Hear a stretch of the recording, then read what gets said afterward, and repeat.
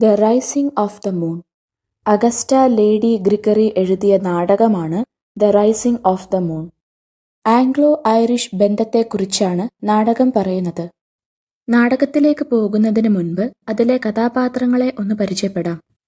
Sergeant, police ഡിപ്പാർട്ട്മെന്റിലെ പ്രധാനപ്പെട്ട ഒരു റാങ്കിൽ പെടുന്ന കീഴുദ്യോഗസ്ഥനെയാണ് പൊതുവെ സർജന്റ് എന്ന് പറയുന്നത്. ധീരനായിട്ടുള്ള ഒരു പോലീസുകാരനാണ് നാടകത്തിലെ സർജന്റ്.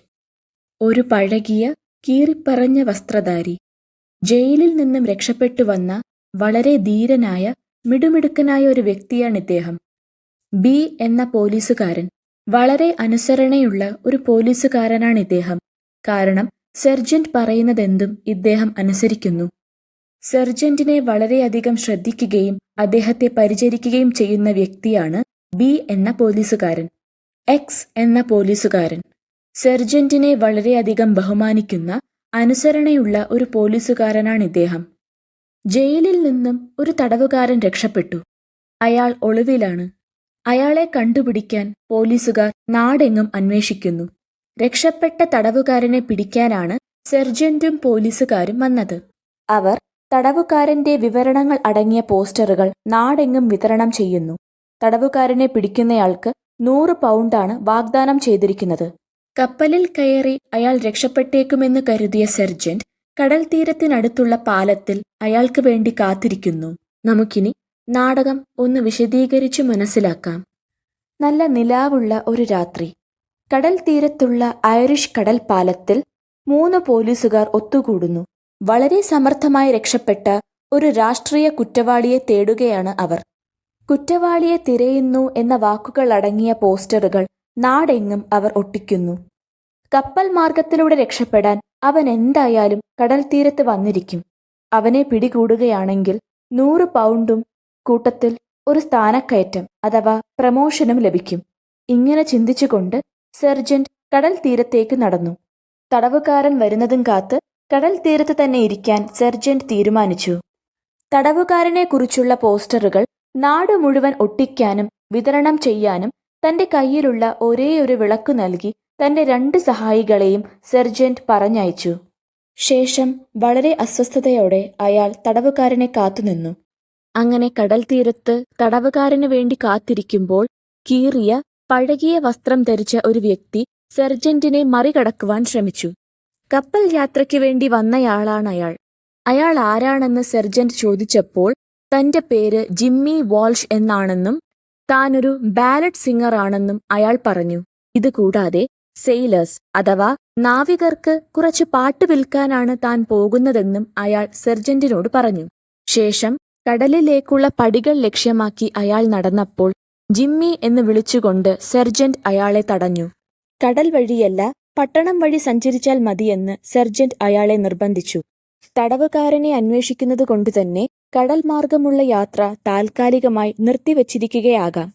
അതുകൊണ്ടാകാം സർജന്റ് പട്ടണം വഴി പോകാൻ അയാളോട് പറഞ്ഞത്. സർജന്റിന്റെ ശ്രദ്ധ തിരിക്കാനാകാം തന്റെ പാട്ടുകളിൽ സർജന്റിന് ഒരു താൽപ്പര്യമുണ്ടാക്കാൻ ആ വ്യക്തി ശ്രമിച്ചു. തുടർന്ന് പ്രതിഷേധക്കാരനായ സർജന്റിന് തന്റെ കുറച്ച് ബാലഡ് പാട്ടുകൾ അയാൾ പാടിക്കൊടുത്തു.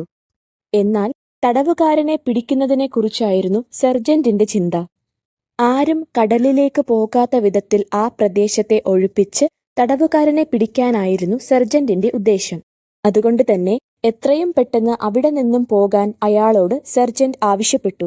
സർജന്റിന്റെ വാക്കുകൾ കേട്ട് പട്ടണത്തിലേക്ക് പോകുന്നതായി അയാൾ ഭാവിച്ചു.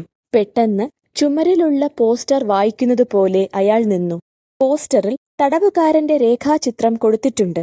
ഈ പോസ്റ്ററിലുള്ള വ്യക്തിയെ തനിക്ക് നന്നായിട്ടറിയാം, അയാൾ പറഞ്ഞു. പെട്ടെന്ന് സർജന്റിന്റെ മനസ്സു മാറി. ആ പാട്ടുകാരനോട് സംസാരിക്കുന്നതിൽ സർജന്റിന് താൽപ്പര്യം തോന്നി.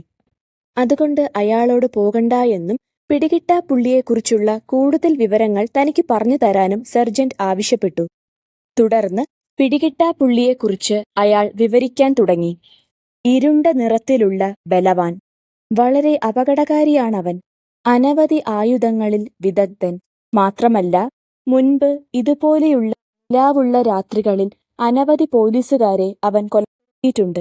ഇതാണ് പിടികിട്ടാപ്പുള്ളിയെക്കുറിച്ച് അയാൾ നൽകിയ സൂചനകൾ. തടവുകാരൻ ഒരു കൊലയാളി കൂടിയാണെന്നറിഞ്ഞപ്പോൾ സർജന്റിന് ആകെ ഭയമായി. അതുകൊണ്ട് തന്നെ പിടികിട്ടാപ്പുള്ളിയെ പിടിക്കുന്നതിൽ താനും സഹായിക്കാമെന്ന് ബാലഡ് ഗായകൻ പറഞ്ഞപ്പോൾ സെർജന്റ് എതിർത്തില്ല. വളരെ സന്തോഷത്തോടെ തന്നെ സമ്മതിച്ചു. ഡോക്ക് ഏരിയ അഥവാ കപ്പൽ തുറയുടെ പൂർണ്ണമായ കാഴ്ച ലഭിക്കാൻ വേണ്ടി അവർ രണ്ടാളും ഒരു ബാരലിന് പുറകിലായിരുന്നു. തടവുകാരനെ ലഭിക്കാത്തതിൽ ആകെ അസ്വസ്ഥനായിരുന്നു സെർജന്റ്. സ്വയമേ ഒന്ന് ശാന്തനാകാനും കടൽ തീരത്തെ തണുത്ത അന്തരീക്ഷം കാരണവും അവർ രണ്ടാളും പുകവലിക്കാൻ തുടങ്ങി. പോലീസിന്റെ ജോലി വളരെ ബുദ്ധിമുട്ടേറിയതാണെന്ന് സെർജന്റ് പറഞ്ഞു. പ്രത്യേകിച്ച് ഒരു കുടുംബനാഥനായ പോലീസുകാരന് ആ ജോലി വളരെ ബുദ്ധിമുട്ടാണ്.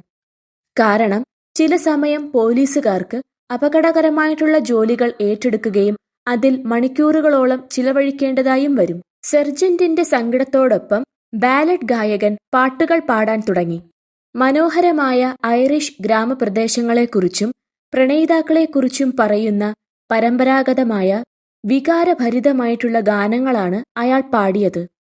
തുടർന്ന് അയാൾ ഗ്രാനുവൽ എന്നു പേരുള്ള അടിച്ചമർത്തപ്പെട്ട വൃദ്ധയായ ഒരു ഐറിഷ് വനിതയെക്കുറിച്ചുള്ള ഒരു ദേശീയ ഗാനം ആരംഭിച്ചു. അയർലൻഡിനും ഇംഗ്ലണ്ടിനുമിടയിൽ രാഷ്ട്രീയ കോപങ്ങൾ കത്തിപ്പടരുമ്പോൾ ഐറിഷ് അടിച്ചമർത്തലിനെക്കുറിച്ച് പാടുന്നത് ശരിയായ കാര്യമല്ല എന്നാരോപിച്ചുകൊണ്ട് സെർജന്റ് അയാളെ തടഞ്ഞു. അപ്പോൾ അപകടകരമായ ഏകാന്തമായ തന്റെ മാനസികാവസ്ഥയെ ഒന്ന് നിലനിർത്താൻ മാത്രമാണ് താൻ ആ ഗാനം പാടിയതെന്ന് ബാലഡ് ഗായകൻ സെർജന്റിന് മറുപടി നൽകി. വിലക്കപ്പെട്ട ഒരു ഗാനമായിരുന്നു അത്. പേടിച്ചരണ്ട തന്റെ ഹൃദയത്തെ ഒന്ന് ശാന്തമാക്കാൻ ആ ഗാനം പാടുന്നത് വളരെ അത്യാവശ്യമായിട്ടുള്ള കാര്യമാണ് എന്ന് കാണിക്കാൻ ബാലഡ് ഗായകൻ പെട്ടെന്ന് തന്റെ നെഞ്ചിൽ കൈവച്ചു. ഇത് കണ്ട് സങ്കടം തോന്നിയ സെർജന്റ് ആ ഗാനം പാടുന്നത് തുടരാൻ അനുവദിച്ചു. അയാൾ വീണ്ടും ഐറിഷ് രക്തസാക്ഷിയായ ഗ്രാനുവലിനെ കുറിച്ച് പാടി. എന്നാൽ ഇപ്രാവശ്യം തെറ്റായ വരികളായിരുന്നു അയാൾ പാടിയത്. ഉടൻ തന്നെ സെർജന്റ് അയാളെ തിരുത്തിക്കൊണ്ട് ശരിയായ വരികൾ പറഞ്ഞുകൊടുത്തു. ഇംഗ്ലീഷ് ഭരണാധികാരികളോട് വിശ്വസ്തനായിരിക്കേണ്ടതാണെങ്കിലും ഒരു വിപ്ലവഗാനത്തെക്കുറിച്ചുള്ള അറിവ് ആ വരികൾ ശരിയാക്കി കൊടുക്കുന്നതിലൂടെ സെർജന്റ് വെളിപ്പെടുത്തി. ചെറുപ്പത്തിൽ ഗ്രാനുവൽ ഉൾപ്പെടെ നിരവധി പരമ്പരാഗത ഐറിഷ് ബാലഡുകൾ സ്നേഹപൂർവ്വം പാടിയിരുന്ന പഴയ കാലത്തെക്കുറിച്ചുള്ള സെർജന്റെ ഓർമ്മകൾ ബാലഡ് ഗായകൻ തന്ത്രപൂർവ്വം അന്വേഷിക്കാൻ തുടങ്ങി. ദേശഭക്തി നിറഞ്ഞ എല്ലാ ബാലഡുകളും താൻ പാടിയിരുന്നതായി സെർജന്റ് വളരെ രഹസ്യമായി സമ്മതിച്ചു. ഒരുപക്ഷെ സെർജന്റിനും തടവുകാരനും ഒരേ രീതിയിലുള്ള ബാല്യകാല യൗവന സ്മരണകളായിരിക്കുമെന്ന് ബാലഡ് ഗായകൻ പറഞ്ഞു. ചിലപ്പോൾ തടവുകാരൻ അവരുടെ ചെറുപ്പകാലത്ത് സെർജന്റിന്റെ ഉറ്റ സുഹൃത്തുക്കളിൽ ഒരാളായിരിക്കാം. ആ സാധ്യത സെർജന്റ് സമ്മതിച്ചു.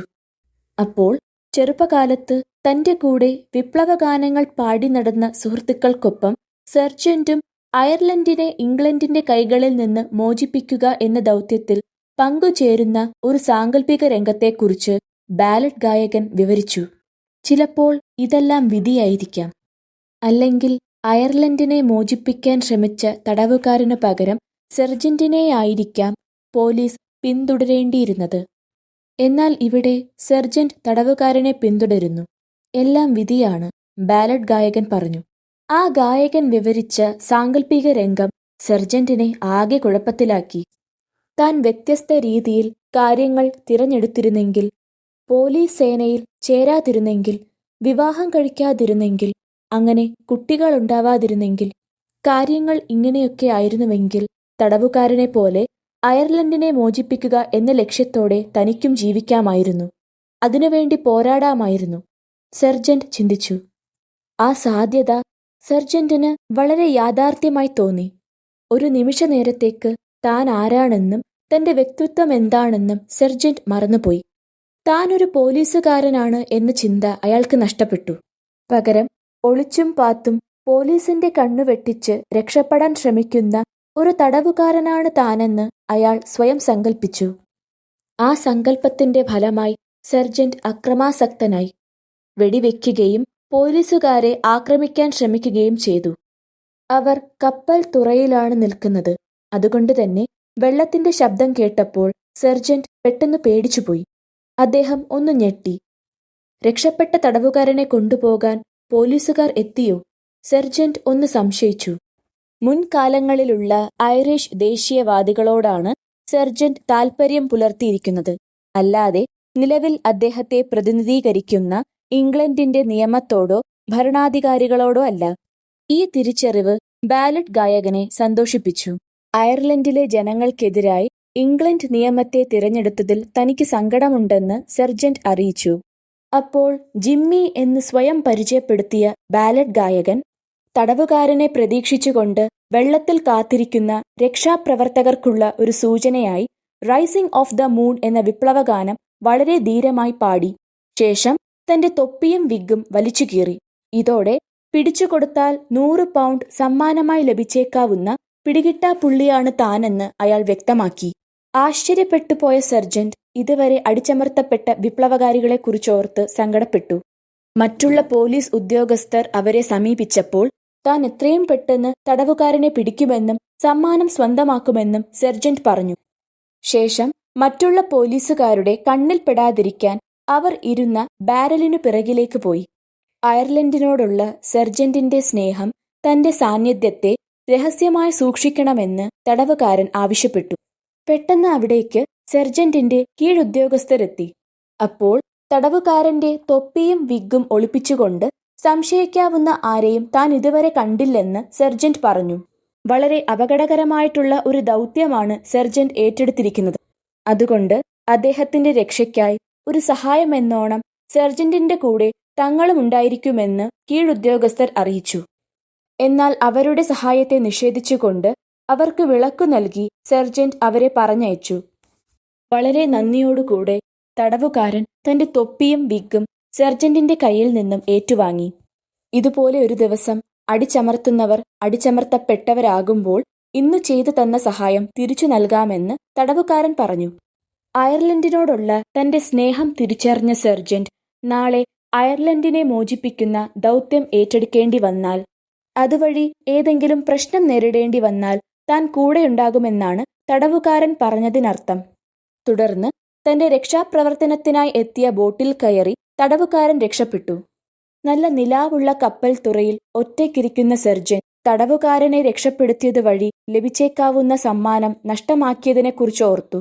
അങ്ങനെ ഓർത്തപ്പോൾ താനൊരു മണ്ടനാണോ എന്ന് അയാൾ സ്വയം ചിന്തിച്ചു. അടിച്ചമർത്തലത്തിനെതിരായ ജനങ്ങളുടെ ഉയർച്ചയെ ചൂണ്ടിക്കാണിക്കുന്ന ഒരു പഴയ വിപ്ലവഗാനത്തിന്റെ പേരാണ് the Rising of the moon. ആ ഗാനത്തിൽ നിന്നാണ് ഈ നാടകത്തിന് റൈസിംഗ് ഓഫ് ദ മൂൺ എന്ന തലക്കെട്ട് ലഭിച്ചത്. നാടകത്തിലെ ജിമ്മി വാൾഷ്, സെർജന്റ് എന്നീ പ്രധാനപ്പെട്ട കഥാപാത്രങ്ങൾ അയർലൻഡിലെ 2 എതിർശക്തികളെ പ്രതിനിധീകരിക്കുന്നു. ജിമ്മി വാൾഷ് എന്ന ബാലറ്റ് ഗായകൻ സ്വാതന്ത്ര്യത്തെയും സെർജന്റ് ക്രമസമാധാനത്തെയും സൂചിപ്പിക്കുന്നു. അയർലൻഡിന്റെ സാമൂഹിക ഘടന മാറ്റാൻ ആഗ്രഹിക്കുന്നവരുമായി ബാലറ്റ് ഗായകൻ യോജിക്കുന്നു. അങ്ങനെ സാമൂഹിക ഘടന മാറുമ്പോൾ ഇന്ന് അടിച്ചമർത്തപ്പെട്ട താഴേക്കിടയിൽ കിടക്കുന്നവർ നാളെ മുകളിലെത്തും, അതായത് ഉയർന്ന രീതിയിലെത്തും. പ്രധാനമായി സെർജന്റും ബാലറ്റ് ഗായകനും അയർലൻഡിനെ അഭിമുഖീകരിക്കുന്ന 2 വഴികളെയാണ് സൂചിപ്പിക്കുന്നത്. ഇംഗ്ലീഷുകാരുടെ അധികാരം അംഗീകരിച്ച് അവരുടെ ശമ്പളത്തിൽ സെർജന്റായി ജോലി ചെയ്യുക. ഇതുവഴി ഒരു കുടുംബത്തെ നോക്കാൻ അവൻ പ്രാപ്തനാകും. ഇതാണ് ഒരു വഴി. ബാലറ്റ് ഗായകന്റെ പാത പിന്തുടരുക എന്നതാണ് മറ്റൊരു വഴി. ആ പാത പിന്തുടരുന്നത് വഴി ജയിൽ, അവഹേളനം, ദാരിദ്ര്യം, അടിച്ചമർത്തൽ എന്നീ അപകടങ്ങളെ സ്വന്തമാക്കാം. ഐറിഷ് സ്വാതന്ത്ര്യ സമരത്തെക്കുറിച്ചാണ് നാടകം പറയുന്നത്. ദേശസ്നേഹം, വിശ്വസ്തത, അയർലൻഡിലെ സ്വാതന്ത്ര്യത്തിനായിട്ടുള്ള പോരാട്ടം ഇവയുടെ അടിസ്ഥാനത്തിലാണ് നാടകം എഴുതിയിട്ടുള്ളത്. ഐറിഷ് നാഷണൽ യൂണിറ്റി അഥവാ ഐറിഷിന്റെ ദേശീയ ഐക്യം, വിശാലമായിട്ടുള്ള ഈ ആശയത്തെ അയർലൻഡിലെ ജനങ്ങളിലേക്ക് എത്തിക്കാനും അവരെ ആകർഷിക്കാനുമാണ് റൈസിംഗ് ഓഫ് ദ മൂൺ എന്ന നാടകത്തിലൂടെ അഗസ്റ്റ ലേഡി ഗ്രിഗറി ഉദ്ദേശിക്കുന്നത്. എല്ലാവർക്കും ഈ വീഡിയോ സഹായപ്രദമായി എന്ന് ഞാൻ വിശ്വസിക്കുന്നു. Thank you.